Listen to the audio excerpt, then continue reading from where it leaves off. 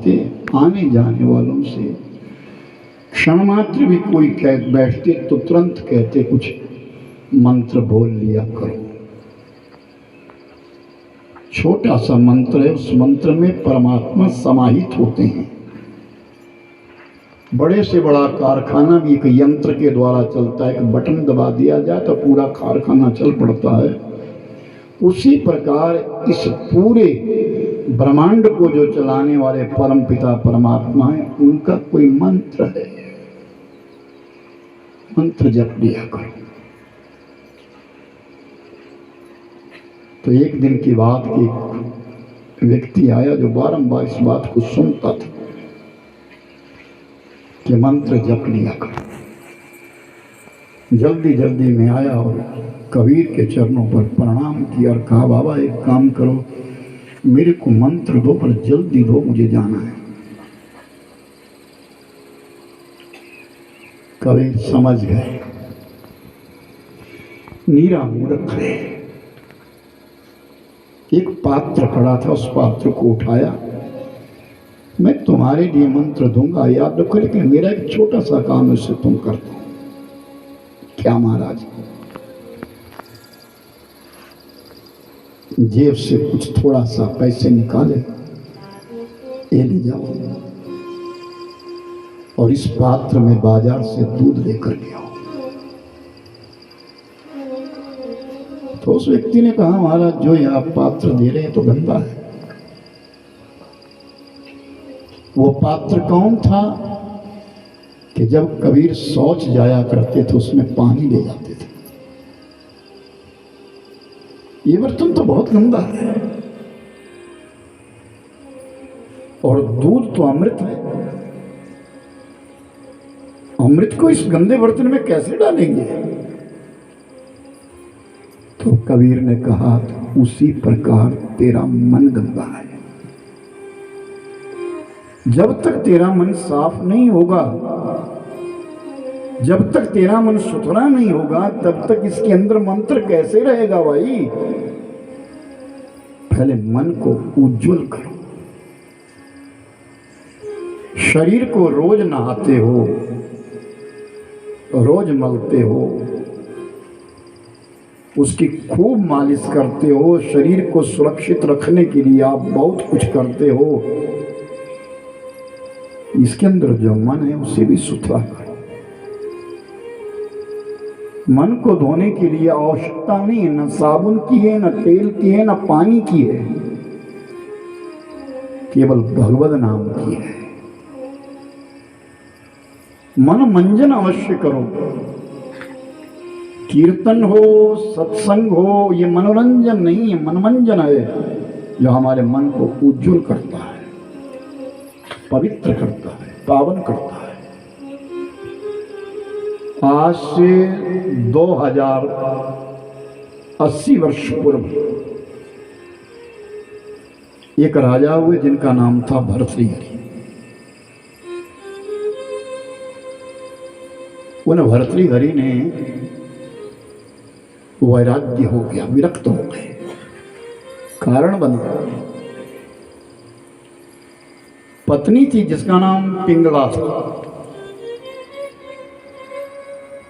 और उस पत्नी ने, उस धर्म पत्नी ने राजा भर्तृहरि को धोखा दे दिया। वो किसी जार पुरुष के संक्रमण करती है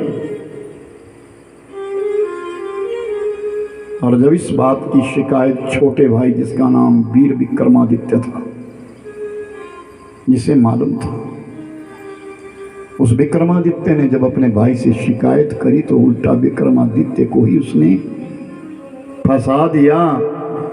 अपने पति, अपने शौहर से कह दिया कि नहीं, ये मुझे तंग करता है। और राजा भर्तृहरि ने अपने भाई को निकाल दिया, विक्रमादित्य को निकाल दिया।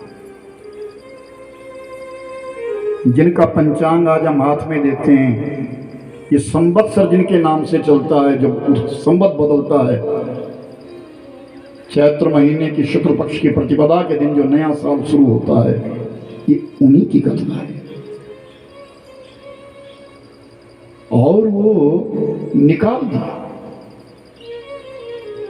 घर से भेज दिए। लेकिन एक दिन पिंगला की चोरी पकड़ी गई। राजा भर्तृहरि के लिए कोई दिव्य फल दिया गया, जिस फल को खाकर के उनका सौंदर्य मृत्यु पर्यंत बना रहेगा। तो राजा भर्तृहरि ने विचार किया, मैं इस फल को खाकर के क्या करूंगा, अपनी पत्नी को दूंगा। और वो पत्नी जिस व्यक्ति के साथ उसका संसर्ग था वो एक सिपाही था, उसने वो फल उसको दे दिया और सिपाही ने एक वैश्य नारी को दे दिया। वो नारी जो वैश्य थी, ऐसी उस नारी ने विचार किया, इस फल को खाकर के सारा जीवन में इतनी सुंदर बनी रहूंगी तो मेरे शरीर की तो सत्यानाश नहीं, मेरे जन्म की सत्यानाश हो जाएगी। क्यों ना मैं इस फल को अपने राजा को दूं। और लौट करके वो फल भर्तृहरि के पास आ गया। तो भर्तृहरि ने खोज करी तो पता चला कि सचमुच पिंगला जो है, उनकी पत्नी जो है, वही कुदृष्टा है। तो भर्तृहरि ने उस नारी को निकाल दिया। लेकिन अब दुख हो गया, मेरा विक्रम कहाँ है, मेरा विक्रमादित्य कहाँ है। तो विक्रमादित्य की खोज करी गई और विक्रमादित्य को ढूंढा, उन्हें लाया गया। और जैसे विक्रमादित्य आए तो मस्तक में तिलक किया और भर्तृहरि ने अपने आप संन्यास ले लिया और विरक्त हो गए। जंगल जंगल में रहने लगे, साधु संतों के बीच में रहने लगे, बुद्धिमता को प्रारंभ हो गए। और एक दिन एक ग्रंथ लिखा जिसका नाम हुआ नीति शतक, 100 श्लोक, वैराग्य शतक और श्रृंगार शतक, ये 3 पुस्तकें लिखी जिसमें मानव के जीवन का पूरा परिचय है। क्योराणि न भूषयन्ति पुरुषं हारा न चंद्रोज्ज्वला, न स्नानं न विलेपनं न कुसुमं नालंकृता मुर्ध्वजा। वाणे का समलंकरोति पुरुषं या संस्कृता धार्यते, क्षीयन्ते खलु भूषणानि सततं वाक्भूषण भूषणम्। अर्थात दुनिया भर के गहने हैं, सब मिट जाते हैं। स्नान करता है इंसान, चंदन लगाता है, विभूति लगाता है, नाना प्रकार का श्रृंगार करता है, लेकिन क्षण मात्र में सब मिट जाता है।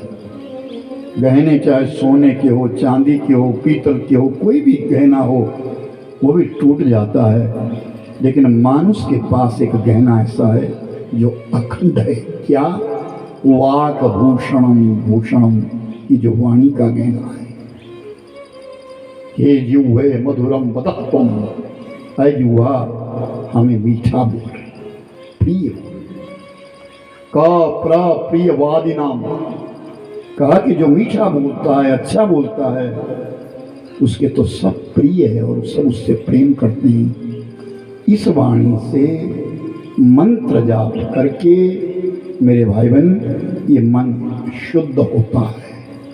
जब तक हमारा मन शुद्ध ना हो तब तक हम ना ही इस कथा में प्रवेश हो सकते हैं, ना ही कथा को हम मनन कर सकते हैं। इसीलिए तो कहा कि पहले सुमिरन करवाया जाता है, भजन करवाया जाता है, मंत्र जाप करवाया जाता है, चालीसा का पाठ